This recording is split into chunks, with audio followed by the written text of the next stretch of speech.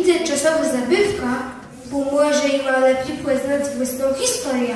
To są w Wejrowści muzeum mamy 120 uczestników z tak po pierwsze jedny z kryzów na Kaszebach i też mamy dwóch uczniów z kolegium Marianum z Pelplena, także już z Butna i mamy jednego uczestnika z Warszawy. To też nie są Kaszeby, ale to są ledze, jaci przeszle przez eliminację. Czasa szkołowe, gminowe, wszyscy przez powiatowe. W tych eliminacjach brało udział więcej jak 1000 ledzy, także ty, co do naju trafile, to są po prostu najlepsi z najlepszych, do te więcej jak 60 szkolnych, co z nimi sedzele, rychtowe, uciele, że jesteśmy wdzięczni wszystkim. I tym dzieciom, młodziznie i tym prawie dozrzeniałym. Te, co dysu przyjechali, z tego co czyja, łeb sandycelów, to czytają wnetka perfekcyjnie, po prostu belno i oni mają wielki iwer, żeby wybrać tych najlepszych, żeby im wręczyć place i wyprzednienia.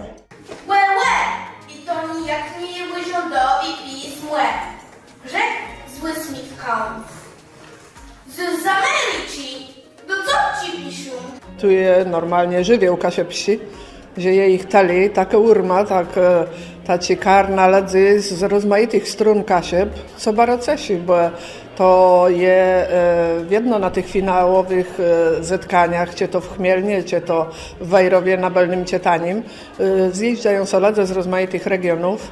No i tu po prostu nie mogą uzdrzeć, porównać te swoje rówizny, a może sobie zdrasiec z jakimiś nowymi ledzama z innych webindów, a trzeba rzec, że to cesi. Ta wiele na tych startujących rówizna je rozmaite, trzeba powiedzieć.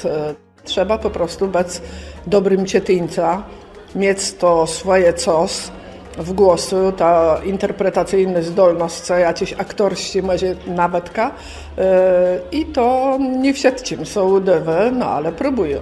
Jakiś zwyczajny przychydajk, mógłby pomyśleć, że moja róża jest jak dwa, ale łena nie leży do mnie.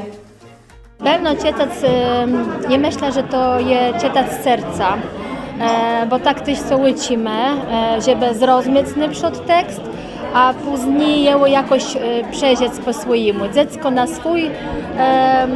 swój sposób, a te starsi po swojemu.